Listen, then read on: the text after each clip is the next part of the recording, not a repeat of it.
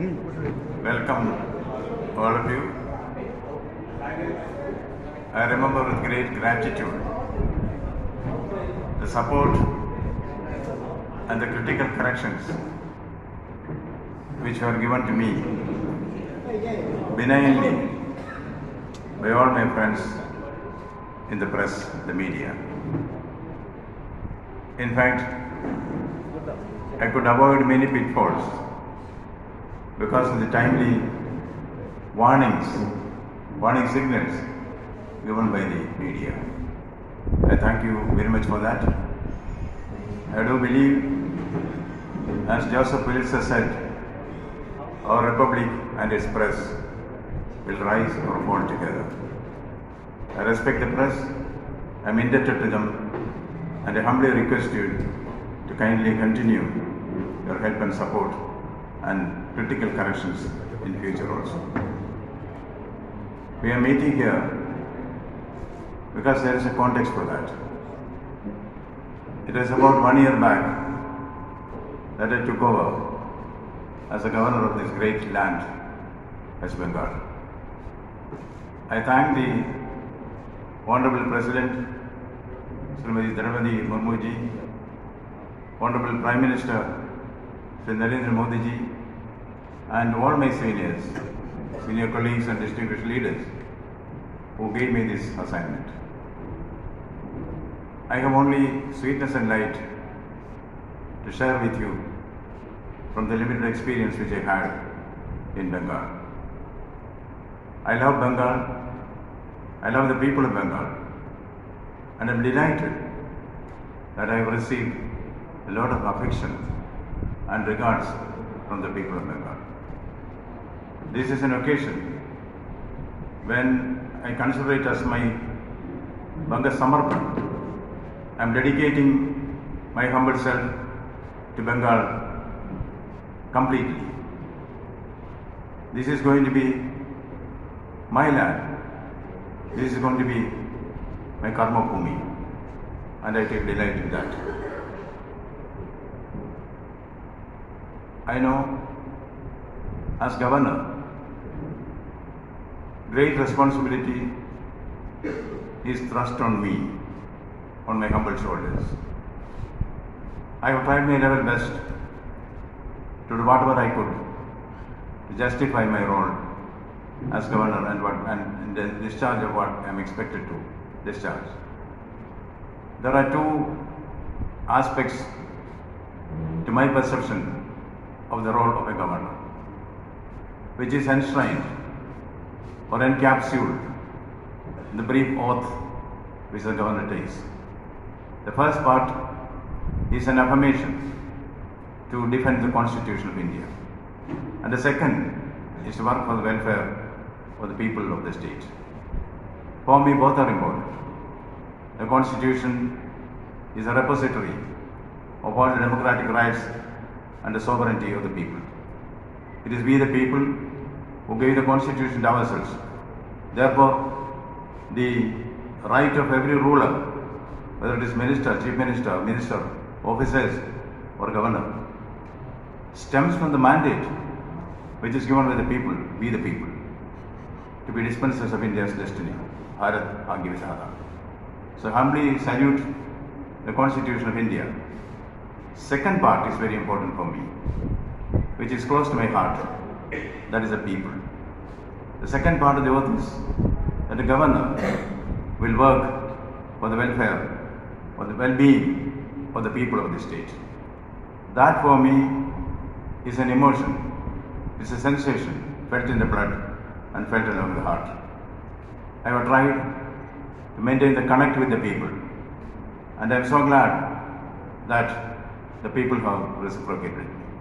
That is why I bow my head and dedicate myself to the people of Bengal. I share those sentiments expressed by Gurudev. Banglar Mati, Banglar Jol, Banglar Bayu, Banglar Fol, Punoho, Punoho, Punoho, Ye Bhagwan. That has inspired me. I would like to continue, whereas Gurudev said, with the poorest, the lowliest and the lost. That is going to be my field. You have described me at times benignly, and I thank you for that, as ground zero governor. That is where I belong to. That is where I want to be. I want to be with the people. People are my greatest strength. They are the energy which keeps me going. So the second level of my administration or my dispensation as a governor will be to be more intimately connected with the problems of the people. To be in the field, I would like to be a field level governor. Of course, the governor has some definite roles to play. First, he should be a bridge between the center and the state. We have accepted the norms of federalism. In federalism, the state and the center have to go hand in hand. In democracy, when there can be some minor fissures in the process, it is up to the governor to intervene, building the bridge, the rainbow bridge, if I may say, between the center and the state. That is a role which I have been trying to do with the best of my ability in my own humble way. I will certainly continue that. The second role, of course, is different. The governor, at times, has to be a speed governor also. When in automobiles, there is no speed limit. It can go maybe 100 or 200 kilometers per hour. But the larger interests of people, we put certain restrictions, which is decided or controlled by an inbuilt mechanism which is called speed governor. The governor also may have to act as a speed governor at times. This is the beauty of democracy.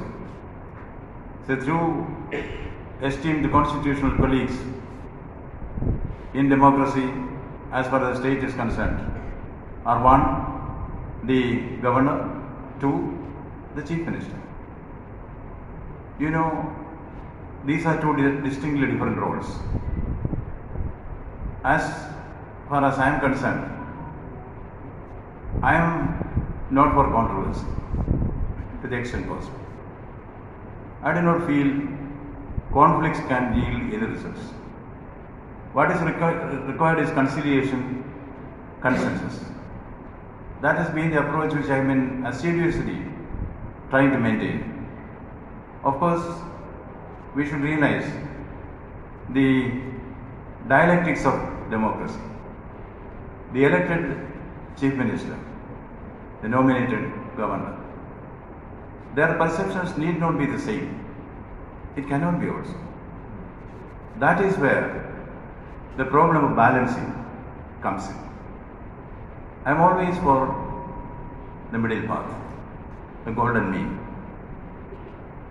Governor and of course the RAJBHAVAN should be a no conflict zone. It should be apolitical. At the same time, it should be proactive. The first duty of a governor is to the people. His second duty is to the people. His third duty is to the people. When these basic facts are understood, I think the RAJBHAVAN can steer clear of conflicts. I will come back to what I started speaking on now.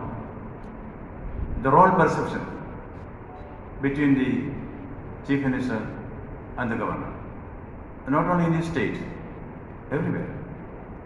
The elected chief minister will have a perspective which may be different from that of the nominated governor. Where the twain shall meet, it is said, east is east and west is west, and never the twain shall meet. No, the twain shall meet. The twain shall meet.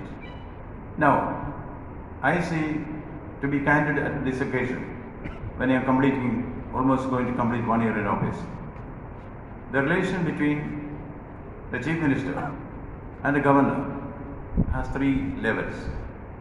One is as individuals. At that level, there is a lot of bonhomie, mutual understanding and mutual respect on a personal level. But as Chief Minister and Governor, perceptions may differ. See, the Chief Minister is bound, his or her priority will be to give the people what they want. They have to do that. They are trying to do that everywhere, not here alone. But the governor has to ensure that in the process, constitutional proprieties are upheld, legal proprieties are observed. There are three facets when we analyze an issue as governance. From the point of view of governor, the first question, is it in tune with the Constitution of India? Number two, does this act of government uphold the rule of law? Number three, is the governmental action based on due process of law? These analyses will always be done. And as a former civil servant, it's my training and temperament that I analyze an issue in all its perspectives to the extent possible. The pros and cons are to be weighed. Oftentimes I have seen every issue has two sides. When you listen to both the sides, you will understand there is a third side which is correct. This process may appear to be conflict. Actually, it is not conflict. See, this is, I would call it, dynamics of governance. The dynamics of governance is there. There are checks and balances. The governor is also a point, a symbol of the checks and balances which are essential in a functional democracy. That is a second level. The third level, the Chief Minister, here or anywhere, is a politician. Yes, politics has a grammar which is different from that of governance. When we say good governance, you know, India is also a signatory to the UN principles of good governance. India is trying to follow that. Transparency, inclusiveness, there are all facets which are important in good governance. So, when an issue is tackled at the political level, it may not take into account all facts of good governance, inclusiveness. It's for the governor to see it objectively and intervene with appropriate corrections at the appropriate time. These three facets of the relationship between the governor and the Chief Minister. The personal relationship is one. Professional relationship as governor and Chief Minister have to follow certain norms. There may be some difference of opinion. What I can candidly tell you, what I have accepted here and my esteemed constitutional colleague has also agreed, is that we agree to disagree. In certain matters, we agree to disagree. Even when we disagree, there can be the highest norms of civilized conduct, public utterances.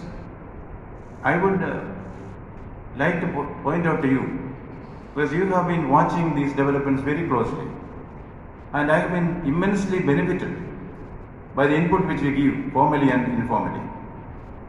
I would like to say that if there is respect for each other's point of view, even opposites can coexist together. That is the style which we have adopted here. We agree to disagree. When we disagree, we do not resort to acrimony. In all humility, I can tell you, in the last 1 year, I have never uttered a word or written a word against my constitutional colleague. But on issues, we have differed.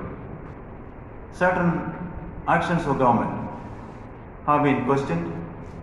Certain actions of government have been modified, certain actions have been reversed.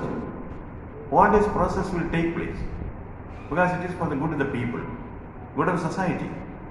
I think that kind of a balancing is always there. And I am thankful to the people of Bengal. I am thankful to the media for supporting this seamless management of differences. Now, I have only rosy memories about my interactions with the people. I could be with them. When there is violence, I went to them. I spent time with them. I could understand their feelings and emotions, how they view things. I found that a murder is not just a murder, it's not a statistics. You go to the daughter who has lost her father. Go to the wife who has lost a husband. Go to the children who are rendered orphan because their father has been shot dead. It's not an objective fact, it's a subjective feeling. The loss, we have to go see the victims, share their sentiments. You have to experience sorrow. Sorrow cannot be explained. That is why I went to the field. I will keep on doing that. Whenever there is an accident which involves casualties, I try to go to the victims or the survivors of the victims. My field is there. I am with the people. In the second year of my career, I will be more with the people. And I don't have to tell you, we started the mobile RAJBHAVAN during elections. At 6 a.m., RAJBHAVAN will be on the road. Anybody could stop us, express their grievances. We would try to take quick decisions as far as possible. Then the peace room, the anti-corruption cell, the tribal affairs cell. So many cells have been created and the cells are active, which you will know. This will continue. Now, I understand that the completion of 1 year in office is going to be observed by various sections of society. There will be no celebration here, but observance will be there. I think the details will be handed over to you. The first day it is here. I invite all of you to be here, encourage us, correct us.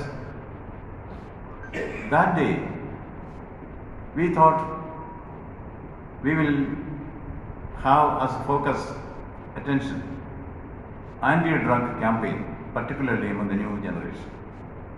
There is going to be a run for drug-free Bengal. Cyclists will be there. There will be also specially able people will join that. Youth will be there. Then there will be an oath which they take against drug abuse. There will also be a children's painting competition on this issue. And then we have a few programs meant for the people. Certain things are 365 because to mark the number of days in the year that is completed. 365 poor people will be given in marriage, in community marriage. RAJBHAVAN will organize the community marriage. We will certainly give them all support, financial and otherwise, so that they can start a life fairly well. There are other programs also which will 365 is there. Then there is meal with the governor. From 23rd onwards, that is the first day of the completion of 1 year. Meal with the governor. Anyone can come and have a meal in the assigned place in the RAJBHAVAN. The meals will be provided by RAJBHAVAN to them. Place has been identified, and on 23rd we will symbolically start it. There are awards which are given as you already know, the governor's century group, which will identify youngsters with talent in cricket. They will be encouraged to the hilt. Initially, they will be given an award of 10,000 each, citation and plaque. Then, whatever is required to handhold them, to help them to rise up the ladders in the cricket field. Similarly, we are also organizing a lot of scholarship schemes for the poor children and special schemes to help the scheduled castes and tribes. I do not want to detail it here. We have identified about 40 areas in which RAJBHAVAN, with the cooperation of the public sector undertakings and others, will extend a helping hand to people in distress, handhold them, encourage youngsters, encouraging women entrepreneurs, encouraging sports, encouraging youth, and also provide timely assistance to the cancer patients, those who need dialysis. In fact, the list is long. We have combined it and called it Mission Compassion. This will be launched on the first day in the RAJBHAVAN. We will also be recognizing some of the war veterans. You know, it is from Kolkata base. That's something which is even now treated as a military history. That is India's knocks down the saber jets in quick succession in less than 2.5 minutes. That is there, taught in all the military schools. We are going to honor the veterans. There are also others who will be honored that day. That is going to be the humble program which is going to be here on the first day. And two things I want to bring to your notice.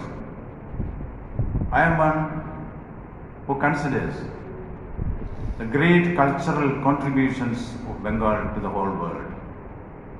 To me, as a humble student of literature, Gurudev Rabindranath Tagore symbolizes the quintessence of sublimity in culture.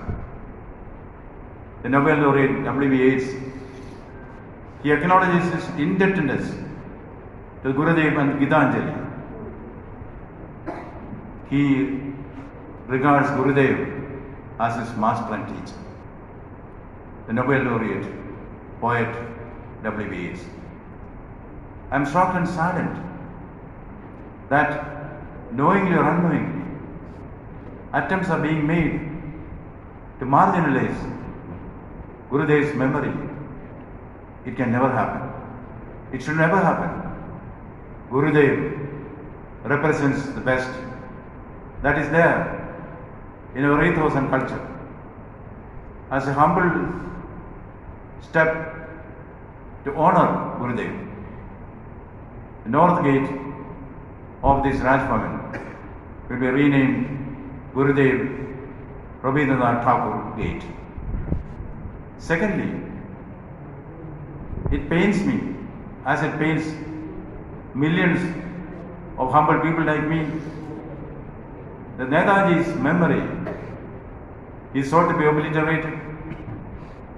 I remember having read the sad and painful incident when there was a demand in the Constituent Assembly that a portrait of Netaji Subhash Chandra Bose should be displayed there. Those who were in power, they said no. Netaji's portrait cannot be installed there. And then, I am not a historian, but I am a student of history. Historians tell me the shocking tale. You know, when Mountbatten mooted the idea, if India is to become independence, INA soldiers should not be inducted in the Indian Army. The strongest leader of India at that time, he agreed to that. nipping in the bud. The memory of a great leader who is an idol in the minds of millions are sure to be obliterated. That cannot happen. Netaji's memory should live forever. As they say, seize of the dead is mightier than seize of the alive. Netaji lives forever in the minds of millions. That, in my own humble way, I have taken up an incident from the life of the great Netaji. You know, with effortless ease, he got in the ICS. The ICS was meant to recruit the best and the brightest in the kingdom. Netaji was among the best and the brightest. He got selected in the ICS. As a young man, he came here to call on the then occupant of the Rajbhavan. He was allowed to meet him because an ICS officer, even today, an IAS officer is supposed to go and call on his seniors. Netaji was allowed, but he was told, Netaji had a folded umbrella with you. That was the style statement of the Bengali youth at that time. They said, you can go, but you cannot carry this umbrella with you. Netaji's pride and self-respect rose up. He said, this folded umbrella represents the symbol of the self-respect and self-confidence, self-esteem of a Bengali youth. If my umbrella cannot come with me, I do not want to come inside. These portals, which are denied to Netaji Bose, will be renamed Netaji Subhash Chandra Bose portal. The so-called grand portal on 23rd will be renamed Netaji Subhash Chandra Bose portal. I do not want to take more of your time. I consider this occasion for my supplication to Bengal, mochansamachaar. That is going to be the theme, and we will launch the mission Compassion. Next year, as Milton says, tomorrow to fresh fruits and pastures anew. I seek your support. You have groomed me up. Please guide me, advise me, criticize me, correct me, because it's all for Bengal, for the people of Bengal. Thank you.